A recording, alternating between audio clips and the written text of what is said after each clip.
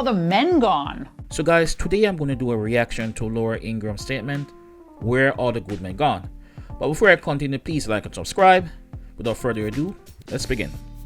Now, once relegated to women's studies classrooms and college campuses, the phrase toxic masculinity entered our cultural vernacular a few years ago. Now, this was around the time that the American Psychological Association jumped in to warn that males who socialize to conform to traditional masculinity ideology are often negatively affected in terms of mental and physical health. Well, the argument is that boys are conditioned to be tough and not show weakness. That's a bad thing, I guess. And then by suppressing boys' feelings, their emotions, then they're likely to be more prone to violence or aggression, more likely to end up in prison or in trouble at school. And people who work in gender studies programs, they're dead set against crazy. The old confining rules of masculinity. And you'll see this in a highly produced Hollywood conversation. I think there's a model about being a real man in America.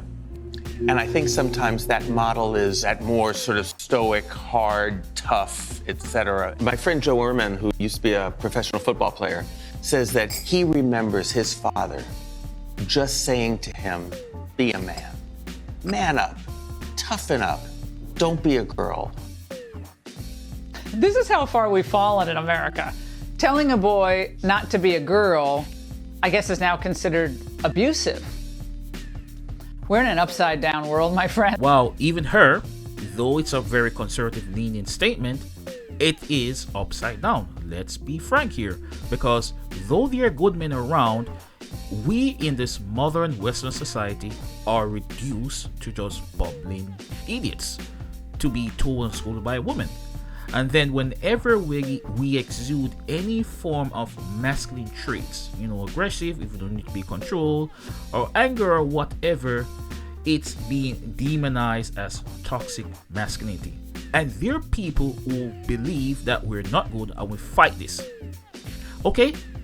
Now, all things be fair, if we were to society, we were to say, hey, females behave in ways that are manipulative, not kind, and we say this is toxic femininity, there would be an actual uproar, like you're misogynistic, you're not equal, and so on and so on. But yet, when it comes to males, it's okay to just beat us down to dust, and we shouldn't fight back. Like, is that logical? According to human nature, we're equal. People tend to think we're equal. We have emotions too, but it's crazy. And I think more people now see right through the attempt that they're making to kind of wrap their attacks on traditional gender roles around an anti-bullying campaign. Well, that's absurd because real men do not bully, we know that. Real men don't beat their wives, we know that. Real men don't hurt animals or children, we know that. All decent people agree on that. And by the way, long before the phrase gender fluid popped up, good parents told their sons both to be a man and to be courageous, valiant, compassionate. Now, I heard my friend's father say, stop whining and be a man. Like he was complaining about something. He said it a lot, actually. It didn't hurt my buddy one bit. He's a great dad today. But today, the radical left has one goal in mind. It's to destroy the underpinnings of the nuclear family by targeting the distinct parental roles that fathers and mothers play. Ideally, come on, we all know this, it's better for children to be raised by a mother and a father who are present and involved. Now, we also all know that single moms and dads do their best, but it's much harder, God bless them all. And I say this as a single mom myself. Yet somehow, this idea of the traditional roles, it's threatening to the radicals who see the traditional family, especially traditionally minded men, as an impediment to the ultimate goal of the left of socialism and rewriting of American history. And I agree with her. Far too often, the roles between a male and a female are consistently being attacked. The line of demarcation is just blurred. Men on average in their parenting, they play a lot. They show assertiveness, which is, build confidence, while women, are a bit more nurturing. They care for the child. Men are much more logical beasts, while women are a bit more emotional beasts, more overprotective. Men are more risk takers than female. Female are cautious. Hence why, for what you will see in insurance premiums, right, for females are much more lower for females than males, because what? Men will more likely to be aggressive and take chances. You get what I'm saying? So I don't understand why is it that consistently the roles of men are being belittled as if it doesn't matter. Even in parenting, that needs to be stopped. You have even women nowadays are actually saying like being a housewife is lazy. Genuinely, I don't understand what's wrong with the question. What do you do all day? Well, you've gone done a bit of further than cooking that. and You cleaning? said if you choose to be a housewife, you're lazy. Oh, no, I didn't say that. Yes, you did. That's ridiculous. I mean, nothing is wrong with it. I don't get it, but it's crazy. Black Lives Matter had the disruption of the nuclear family as one of its main goals. Now, the entertainment industry joined the anti-family, anti-masculinity crusade long ago. In television and films, male protagonists are often portrayed as kind of goofy, helpless saps or gender-fluid geniuses. From the dance class to the ballroom. Oh! No touching! The battle line has been drawn! Yes! The floor work, darling! I made a sign! It's only been since Thanksgiving, but it feels like forever.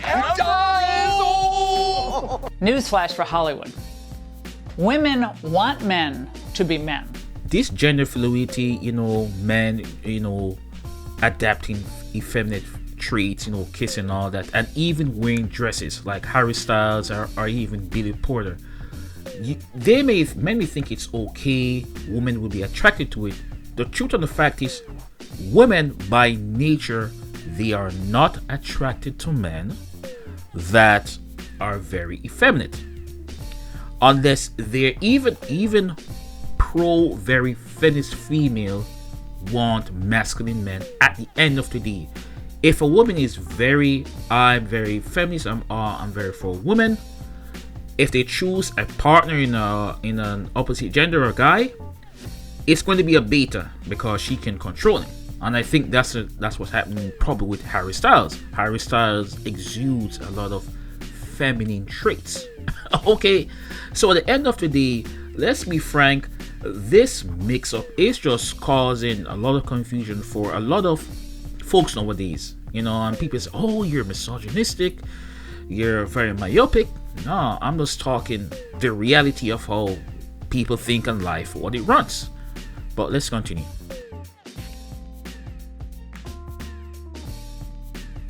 Obviously, they also want men to be honest and kind and sacrificial and humble as well. But sorry, sweetheart, you can't have it both ways. That's the delusion of the bad boy with good boy qualities. prefer a man who will protect, provide, and defend. And we don't want men who will elbow us out of the way to primp in the mirror, or men whose idea of a fun afternoon is getting a mani-pedi and a facial. No. Remember the man, by the way, the Obama people used in ads to push Obamacare?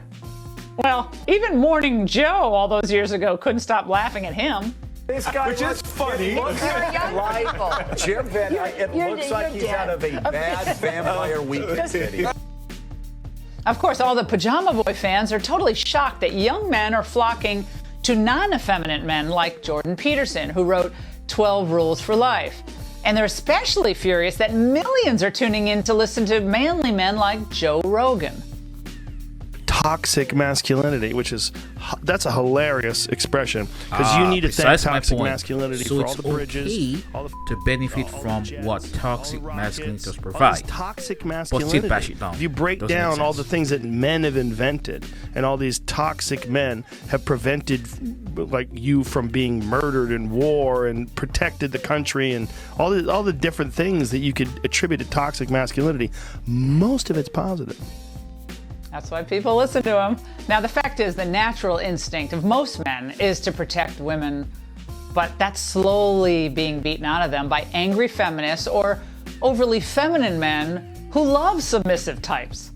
This seems especially to be the case in more liberal urban areas, and the consequences are horrifying.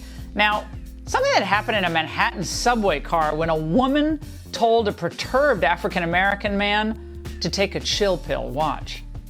Say the word chill pill. Oh! Listen, yo, you wildin'. She a female. What?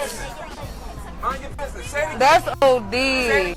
Well, that went on and on, but notice what didn't happen. Not a single man on that train intervened.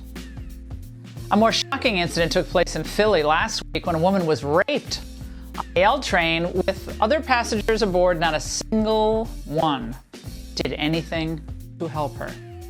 And earlier this week in San Francisco, it was a young woman who chased down a man who pushed an elderly Asian lady to the ground. When the woman confronted the assailant, we want to protect she was stabbed all women 3 as times. much as possible. Aunts, mother, daughter, you name it. As long as we don't feel threatened by you physically to this, we're okay for the most part. I am not for men using their leverage in strength, testosterone, to harm a woman. I'm not for it. But society, in this modern westernized society, has taught women that it's okay to be equal to a guy, to fight men. You literally have, it's like the other incident in Pittsburgh where a lady want to fight a guy in the scene. I'm like, you crazy? This stuff, like, women know how to trigger a guy on average. But society is empowering men to consistently emasculate men. And now you're seeing the opposite of it. You're seeing men just decide to say, stop dating for the most part. They're engaging in the hookup culture. Marriage rate is dropping. You know what I'm saying? And I'm for marriage as much as I'm for, for men's rights and men empowerment. I'm still for marriage. But it's sad. This is what we're going through. Because society is saying men are bad, they're toxic, and let's beat them down to nothing. But it's causing the opposite. It's not, and women now are seeing the issues. But hopefully, let's see what happens. But that's my 2 cents, guys. Please subscribe, like, come again. Peace.